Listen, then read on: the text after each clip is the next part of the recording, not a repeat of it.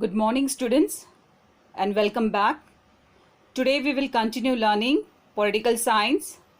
Lesson number 1, Working of the Constitution. In the previous class, we have learned the first part of the lesson, democracy. So let's first revise it in short. Under democracy, we have learned political maturity, where citizens should be aware of politics, rights, freedom, and power of electing a new government. In right to vote, we learned voting age was reduced from 21 to 18 years, which increased the active support of young generation in politics. Next, we have learned decentralization of democracy. Decentralization of democracy means distribution of power from the highest authority to the lowest one, and it controls the misuse of power, and also it increases the participation of common people in politics. Next, right to information. This right gave common people to know about the functioning of the government, the right to question the government. It also ensures transparency and accountability of good governance. Now we shall learn the second part of the lesson, social justice and equality. Social justice means all people in society are equal, but still in society people make differences based on caste, religion, gender, language. For example, backward class people were treated inferior. They were not given jobs, no educational rights. So government has made provision of reservation seats, scholarships to give equal treatment to them in society and to live with dignity. Our Indian Constitution has given the guideline to establish a new society based on these two values, that is social justice and equality. To make democracy stronger, one must try to bring all sections of the society into the mainstream. That means government is making efforts to bring all people equal in society by various policies. But some way, people also should respect and give equal treatment to all in the society. So let us take a review of the efforts made by government to give equal status to all. The first one is policy of reservation of seats. Policy of reservation of seats is meant for those sections of society who have been deprived of the opportunities for education and employment. So as per this policy, seats are reserved in educational institutions, government services, and in politics for scheduled castes, scheduled tribes, and for other backward class people. The next act is the Scheduled Caste and Scheduled Tribe Prevention of Atrocities Act. Atrocity means cruel behavior or violence or harming a particular group of community.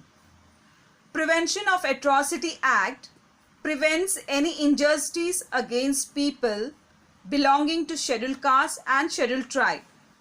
For example, if any person speaks abusive about scheduled caste or scheduled tribe, or hurts them or harm them, then that person is liable for punishment.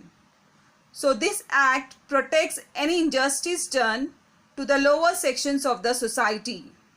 Now next we shall learn provision for minorities. Minority means a group of people of a particular religion are few in numbers.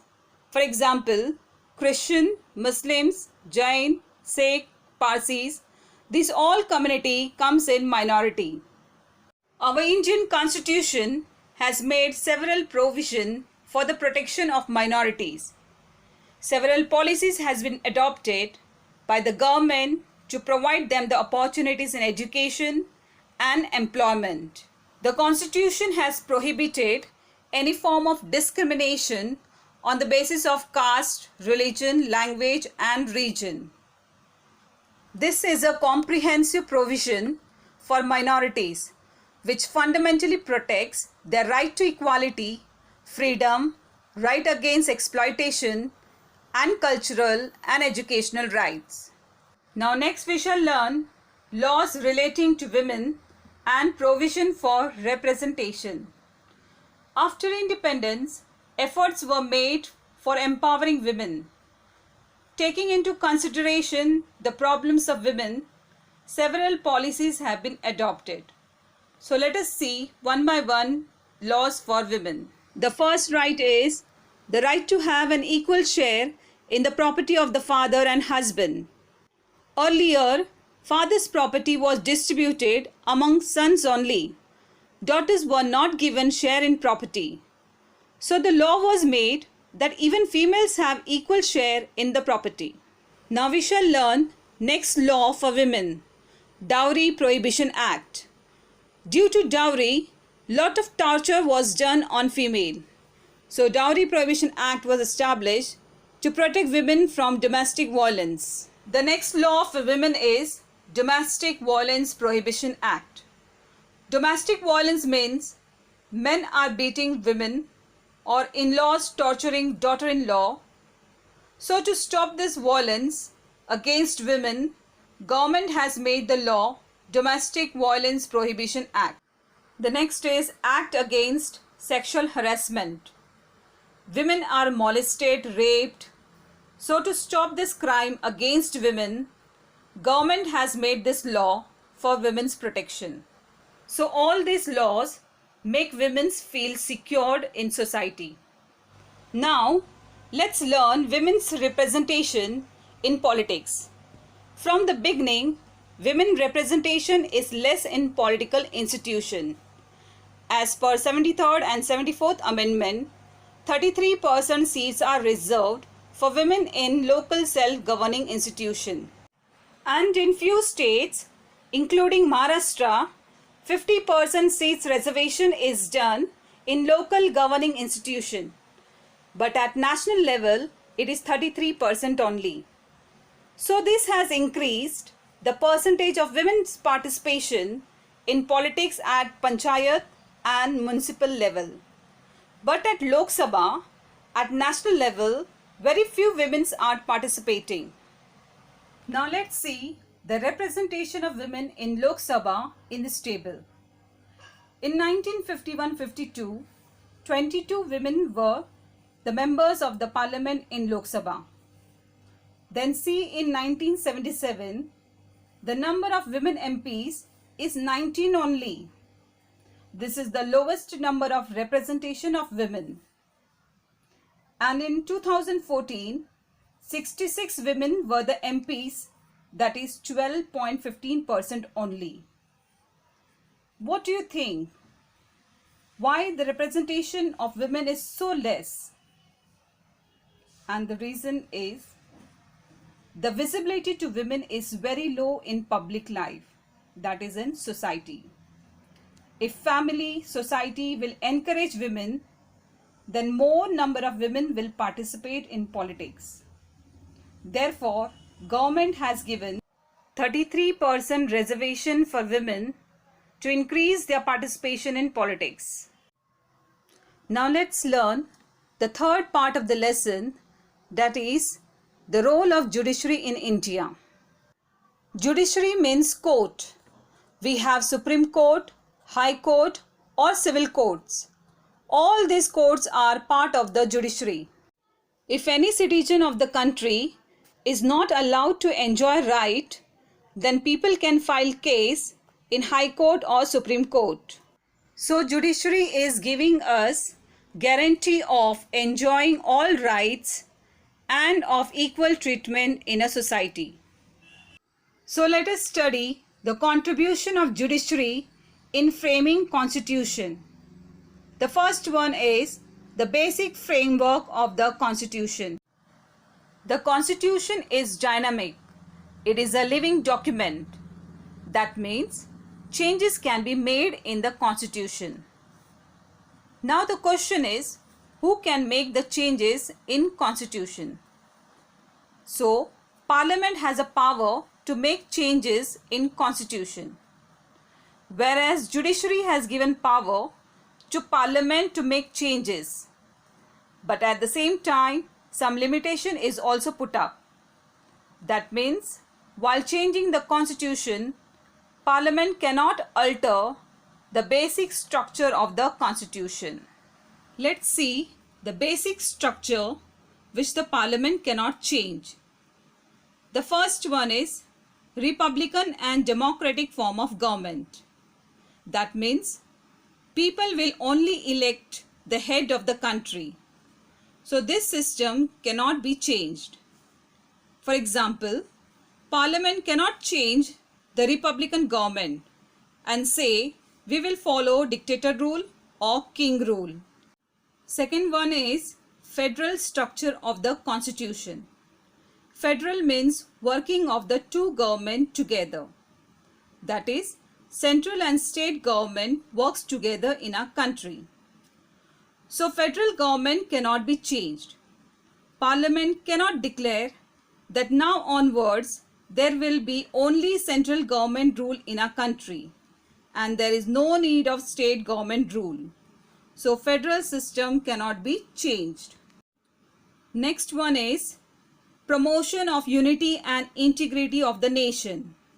That means whatever Parliament makes law, it must preserve our country's unity by giving equal respect to all.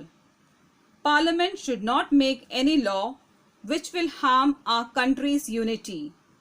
Next one is sovereignty of the nation. Sovereignty means independent or self-rule. No other country can rule on us or take decision for us. We are independent to take decision for our country. Next one is secularism and supremacy of the constitution. Secularism means government treats all religion equal. If government favor any one religion, then that is wrong and judiciary will stop it. And supremacy means supreme, and all citizen has to follow the supreme constitution of our country. Now let's learn the second role of the judiciary, that is significant judicial decision. Our Indian constitution guarantees its citizens fundamental rights, but still judiciary takes decision to protect the citizens by declaring some rights. So let's see on which subjects the court has taken judgment. That is rights of children and protection of human rights, protection of the honor and dignity of women, individual freedom and tribal empowerment. So this shows that judiciary also takes decision for the welfare and protection of citizens. These efforts of judiciary have made the political process in India more mature. Now let's see what are the features or characteristics of good governance. The first one is accountable or responsible government. That means government must be answerable to people and also responsible in governing our country. Second one is effective and efficient government. That means good and hard-working government. Third one is responsive government. That means government must give response to the people's question. Fourth one is transparency in working of the government. That means government work should be transparent. Nothing should be kept secret. Everything should be known to the people. Fifth one is just and all-inclusive development. That means government should do development to all. And the last characteristic is people's participation in the governing and decision-making process. That means government should take people's participation in decision-making process. So these are the features of good governance. In this chapter we have learned about the constitution and the working of government on the basis of the constitution. Further we learn how people's participation strengthen Indian democracy. What are the efforts put by government to bring equality by the given guideline of Constitution, that is social justice and equality? Then last we learned about how judiciary plays an important role in strengthening democracy and achieving the objectives of social justice and equality. So students, here we have finished learning the first lesson. Goodbye, take care.